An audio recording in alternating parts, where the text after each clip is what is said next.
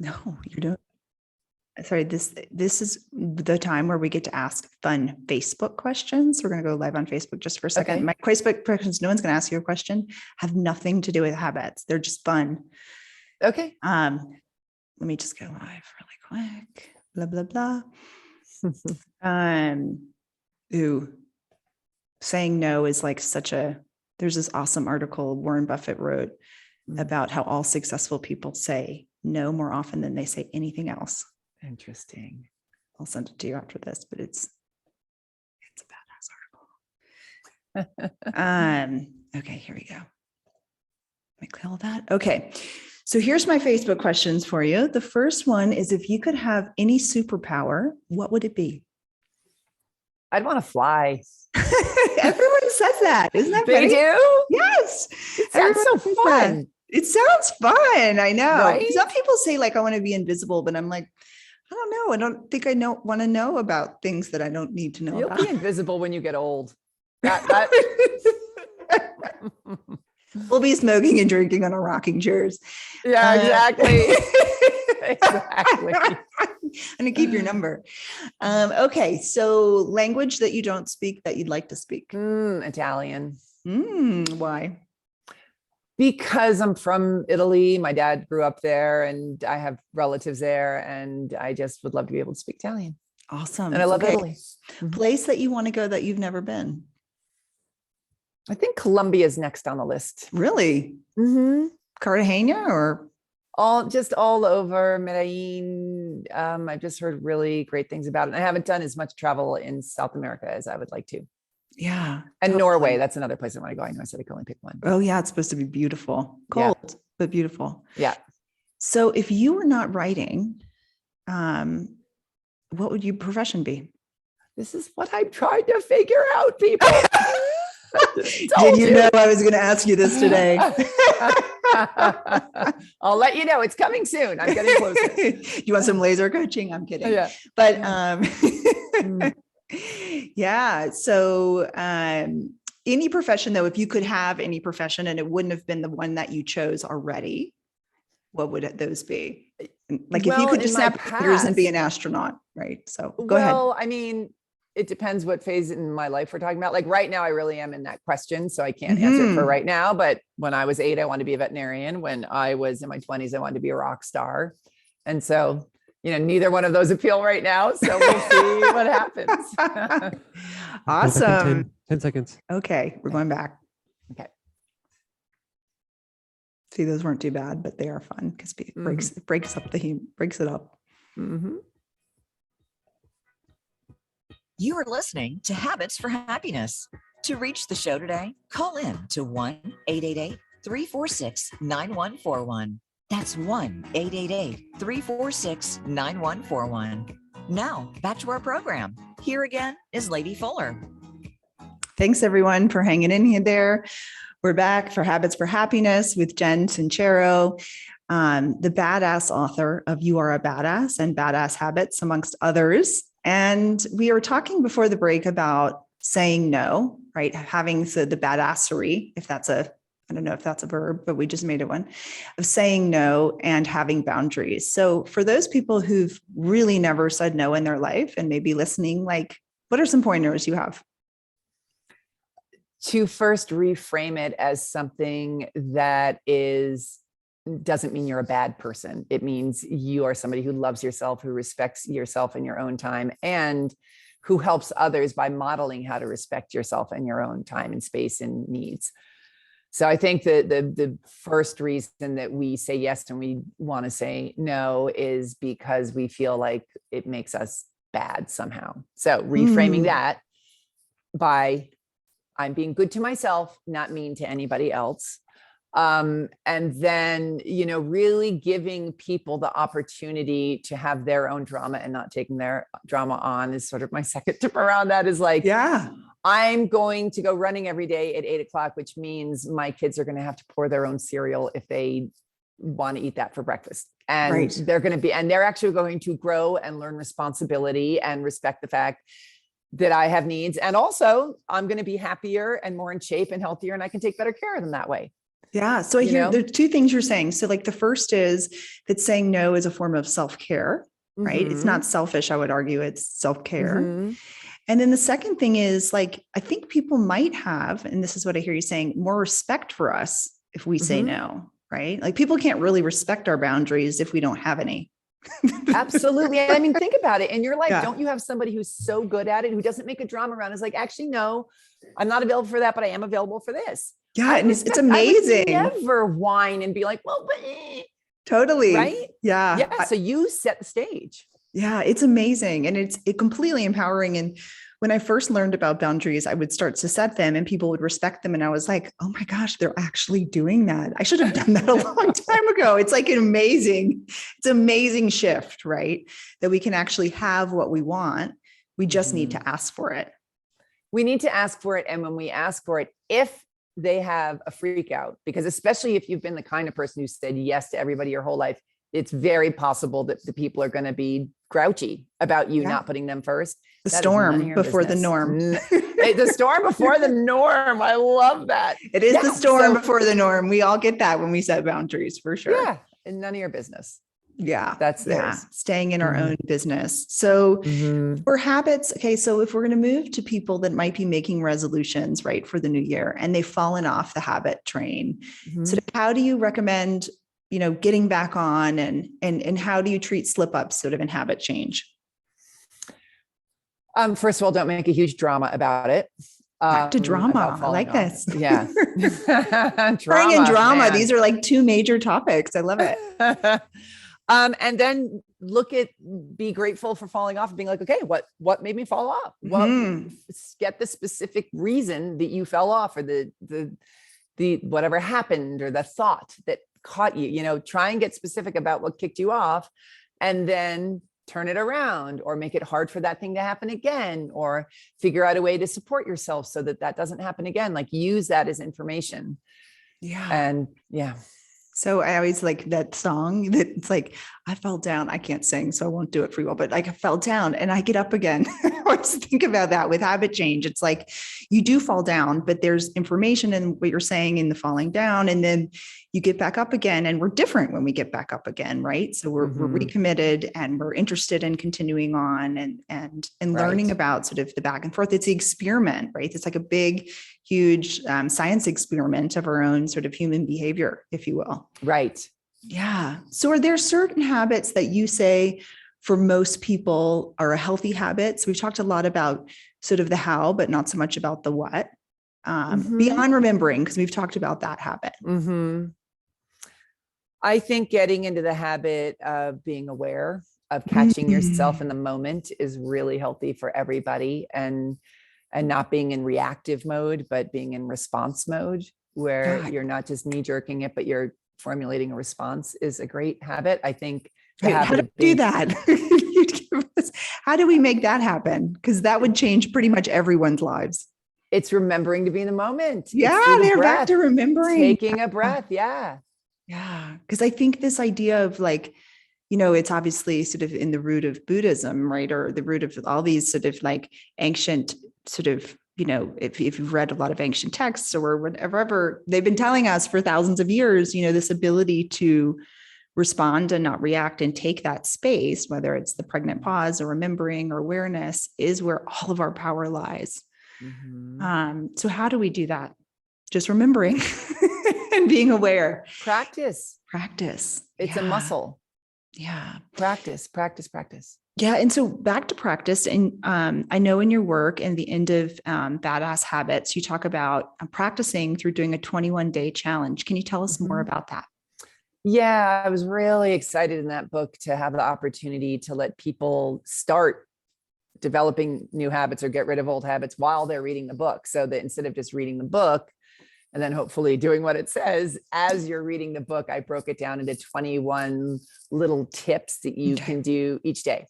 And they're short and to the point, which is, again, I'm impatient too. So I just want the damn information. I want to get on with my life. So I made it really bite-sized and hopefully potent so that you could really start seeing results before you Yeah. even finish the book. Yeah. Yeah. And this is something that, like, if people pick up the book, they can do with a friend. I find that having an accountability partner Huge. to practice a habit. I just started and wanted to do 20 minutes of yoga every morning, just not even as my exercise, just to like get myself going. And I grabbed a friend, and we actually have to text each other every day when we do I it. love it. We're on day 20, and we joke often that if my accountability partner wasn't there on the other end of the phone, I definitely wouldn't be doing it. I love that. So that's definitely something. And then it made me realize how much I liked yoga and explored sort of in other areas of my life. But I do think having an accountability partner is fun. And to use this, if you guys grab the book, which you definitely should, this 21-day challenge, you can do it with a book group, you can do it with yourself, and you can do it with pretty much anything. Right. Yeah. Yeah. Yeah. So, go ahead. No, I'm a huge believer in accountability partners and just surrounding yourself with people who are supportive and help you and cheer you on and all that stuff. Yeah. So People who want critical. us to be our brightest and best. Yeah, Right. exactly. Yeah, definitely. And like back to this identity piece that we talked about in the beginning, if we don't believe that we're worthy of the change, we will surround ourselves with people who reinforce that belief that we're not worthy of the change. I know. Isn't it weird? And we do it so unconsciously. It's No, so totally. Yeah. It's like this idea that like whatever we believe, we will constantly look for experiences to tell us and sort of evidence to tell us that that belief is true. And we will always find it. Like I have a whole section in Badass Habits about how human beings love nothing more than being right. We love to be right, even when it doesn't serve us. We're very righteous. It's very arrogant of us, isn't it? I know. Yeah, which leads us into sort of this former thing we talked about, was this idea and belief around that we're responsible for others. So tell me about your thoughts when you have people or in your work about this idea around it's a boundary work, right? That I am responsible for others, for those that might be listening. Well, I make a distinction between being responsible for others and being responsible to others. And we are responsible to others. Like the way we behave to our fellow creatures is important, but we are not responsible for their reactions and for their success and for all the things that is really their business, not ours. So I think it's really important to be in integrity and to really tap into your own feelings around your actions and ask yourself, why am I doing this? Am I doing this to be liked or to be popular or to be needed or to be mean or to be vengeful? What is your why behind it? And if it's because it feels good, then that's a green light. But I think it's such an interesting exercise to stop and think about, like, why am I doing this again? Yeah. And chances are very good, if you're a good person, if it feels good, it's going to help somebody else, because the number one thing that brings people happiness is helping other people. Yeah, totally. And so talk to us about the habit of kindness, right? So like, is that something when you were writing is, kindness, we don't think of as a habit really necessarily. We think of like running or drinking water or sleeping, whatever is a habit. But like in your view, is kindness a habit? Absolutely. And I think also, again, it's that mindset around the feeling of revenge or being mean. Whenever you do something crappy to somebody, maybe it's fleeting because you got them back, but you don't feel good. It doesn't really. I feel good initially, but you definitely of course you do later. Yes, right. Totally. Listen, I'm not saying I don't do it, but it doesn't in the long run really feel that good. So I think it really does come from tapping into wanting to feel good. It's so basic, and it doesn't, I think if you really just pay attention to your feelings and decide that you're going to live a life where you really focus on and make it important that you feel good, that's such a great foundation for everything, because everything falls into line then, right? Yeah. I interviewed Gretchen Rubin, and we talked a lot about happiness, since that's her sort of specialty, and yours is, habits and being a badass. But I asked her a lot about this, and she said exactly what you're saying, was that like, we should ask, like, does this make me happier right now? And so what you're saying, it's like, does this, and being present, right? Remembering to be present, like, does this feel good right now? Right. It's sort of this idea, we've had some like yoga masters on, but who've talked about like, is what I'm saying necessary, kind, and what is the other one? Is what I'm saying kind? Is what I'm saying necessary? And what I'm saying true or something? And Those it are all just, great. yeah, it's something like, to ask ourselves, like before it's back to this sort of pregnant pause, right? So, and I really want to say being kind to yourself counts. Like I just feel like it's always, if you could be as compassionate for yourself as you are for other people, wow. Totally. Right? Why is that such a hard one? It's so I think so. interesting. And it's like, at least I can only speak to the voice in my head, but it's sort of this concept, like if we met the voice in our head, we would be like, you're just terrible human being. I do not want to be friends with you at all. And I've been complaining to a friend recently about how you can be a real driver, like a bit of a sort of, I have a lot of like self, beating myself up in my head. And I think it's because, we don't know that kindness is an option, right? It's almost like you have, but back to I'm dating myself, but, I watched a lot of like Bugs Bunny as a kid. And so there was like, and there was these, they often had like the angel on one hand, like the devil on the other. Yeah. It did a lot of that. And it's sort of like this idea. It's like feeding the wolf, whichever one you feed will win. And we just learn somehow in our culture that if we push ourselves and strive and strive and strive and strive and strive, we will be happier, which obviously is a misnomer because I can only speak to myself, but I definitely, checked off everything on the cultural checklist and found myself very unhappy. So, how do we listen to the angel more on our shoulders? And I don't have the answer or I'd be doing it, but I think self-care is definitely a wonderful vehicle for that. I think you're so right on. And understanding that your happiness, you will be happier when you're kinder to other people. There's just like this shame around self-care and happiness, right? Like it's so interesting. Yeah. And you do have, and so this idea like of not saying it's selfish, right? So something I work on with my clients is, and I stole from life coach Jesse Eisenberg. I don't know if you follow him. He's hysterical. He's like a life coach for many celebrities, but he has a funny Instagram page and he has a life calendar that's like the size of an entire wall. And he says you should plan like all of your personal stuff, all of your vacations for the year, all of your self-care first, and then everything else comes next, right? I love that. Isn't that amazing? So like how my clients have been sitting with, especially like CEO clients I work with and saying, plan all your vacations for the year, sign up for all the races you want to do. If that's something you want to do, make all your spa appointments, whatever it is today for the rest of the year. I love everything that. else comes next because we will make space, right? This is Parkinson's law. Like we will take up with work. And I can speak for myself, like it will take over everything if we don't make space for all the other stuff. Yeah. So that's sort of fun. So let's talk morning routine. I'm a big morning routine person. I believe in that habit. Do you have a morning routine and what is it? I am much more of a sprint runner than a routine person. I heard that. I heard that you go backpacking. So you're like a woman after my own heart. Yeah. So when I'm in the space of writing a book, my life is very different than the space I'm in now.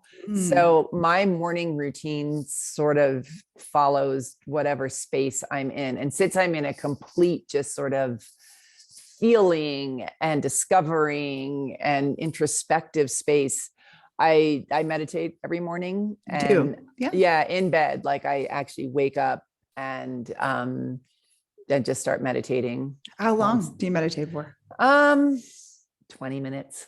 And then, the usual coffee, water, walk the dog, feed the dog.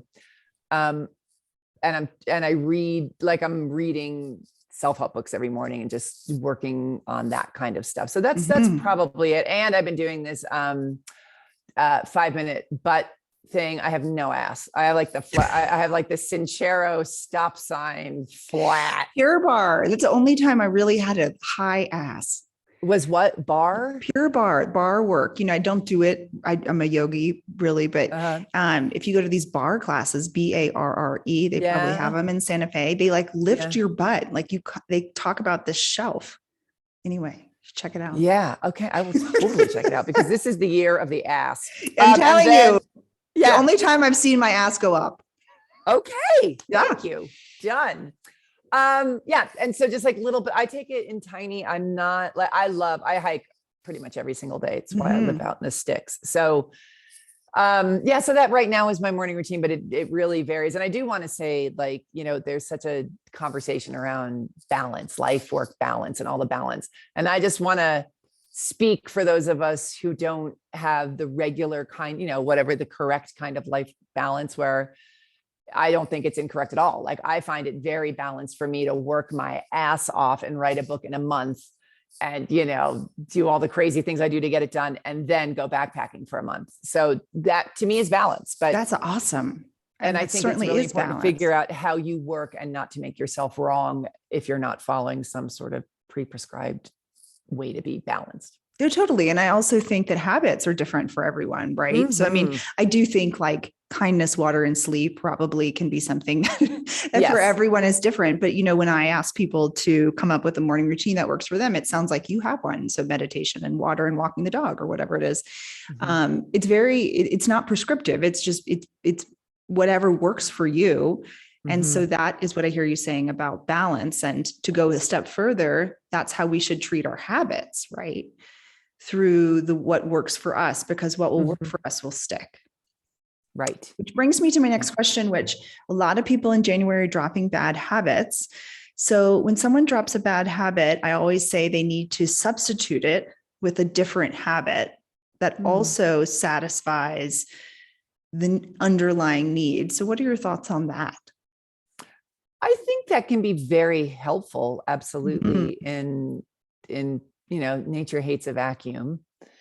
But I don't think it's essential. So if you quit drinking, you can just be a person who takes better care of her body and only puts things that make her feel good into it. So you are replacing the old habit with a new identity. So I just contradicted myself. So yes, I do think that you shift out of an old way of being or doing and create a new one. So it's more of a way of being versus like, the habit of drinking would be replaced with the habit of tea or something like that. It can be both. It can be, yes, but I don't think it has to be a new action, but it can be, and it certainly can be hugely helpful for sure. Yeah. I love this idea that like nature hates a vacuum. That's why the scarcity mindset doesn't work, which brings me to talk about money in the time we have remaining, because that was, from what I understand, the impetus to writing You Are a Badass to begin with, right? Sort of the scarcity mindset that you had about money. And so when we talk about habits in turn of money, are there healthy habits around money specifically? Oh my God. So many. And this is another show, but yes, right. And in 10 minutes, tell us. Okay. First is mindset, and busting yourself on your beliefs around how all rich people suck, how I'll have to do stuff I hate to make money. It's hard to make money. I suck at it. Like so actually I put this, I plagiarized myself because I put this exercise in You Are a Badass and You're a Badass at Making Money, because it was so helpful. I think let's reframe. It's not plagiarizing, it's leveraging. Okay. Thank you. So writing a letter to money and really, writing, dear money, I love you. I wish I had more of you, but I feel dirty even saying that. And, really writing it down so you can see, because we all in our conscious minds are like, if I said, hey, I'm going to give you $10,000, you'd be like, great. Like nobody would say no to that. However, so we think we have a healthy relationship with money. Meanwhile, underneath, we are grouchy about rich people. We don't think it's okay to charge for what we do, because that means we're not spiritual or, whatever. Yeah. We've got really negative beliefs about money that we are automatically assuming is the truth. And once you start, once again, when you remember to wake up and look at what you've got going on, that is the key to shifting it. Yeah. So believing that we're worthy of abundance. Yeah, that's a big one too. Absolutely. Yeah. Because if we're worthy, then we can accept that, which I believe is waiting for all of us. Absolutely. But if you keep talking about how gross rich people are, you are not going to let yourself do it. Yeah. And and obviously we can apply that to everything, right? Absolutely. To love, to work, totally. Yeah. And I mean, even for people who are listening, like this belief that I have to stay in a certain job, which I know lots of people aren't staying in their jobs anymore, but because if I leave, then I'll, be in scarcity around money. So it's this idea of like it's kind of this idea, and you talk about this in Badass Habits, is of like staying stuck on purpose, that like if we stay stuck, it's more familiar Yes. than being Totally. unstuck. So even if they're healthier behaviors, so it's like kind of like for me, I kept drinking for probably like 8 years longer than I wanted to, because I thought that if I stopped drinking, I would lose a sense of belonging. I didn't know if I was ever going to have fun anymore. And even though I knew that that was a better path for me and a healthier path with me, the unfamiliarity of the unstuck state was way scarier than staying stuck. Right. Yeah. Even though it was better for me. It was weird. And it's like, it didn't even cost me anything. It wasn't like something. But well, this is why my number one tip always, like if everybody's like, just say what's one thing that people can do right now to change their lives, is always do something that scares the crap out of you on a daily basis. So, and I mean it in the way that like something that's so uncomfortable and unfamiliar, because that's the key to your freedom. Totally. Yeah. When you do things, it's the key to wonder too, isn't it? Like I interviewed kids on my radio show, they're 9 and 12. And they said their big recommendation for listeners was do one new thing you've never done every day. Because if you don't, never learn and grow. Kids said that? Yes. Right. Oh my goodness. So they were like, they said that kids are, I asked them why kids are happier. And they said kids are happier because they're constantly in new environments without permission. Right. So we get very stuck into our comfortable settings, right? When especially working from home or whatever it is. And then, but kids, it's like they have to get on the bus and go out, and every day is different. They don't know what's happening. And so everything's new. And so they have to approach and lead with that sense of wonder. That is I love, they just want to see what they can get away with. Yes, I love literally most kids. So our freedom from our stuck state and here in closing is this ability to, wonder what we're capable of and experience it, Yeah. And to do something that's a little scary, like equal parts excitement and scary, because that's getting out of your familiarity zone, because it's not scary, exciting if it's familiar.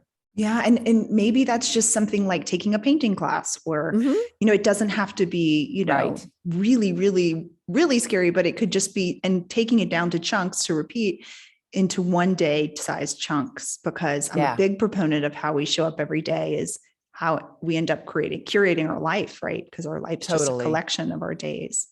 Yeah. And just every day being like, what can I do today that I've never done before? Or that's a little bit scary and exciting. Like just make it fun. Totally. We're way too serious as adults, right? And I think this idea of like getting unstuck is about sort of coming home to sort of our childlike selves.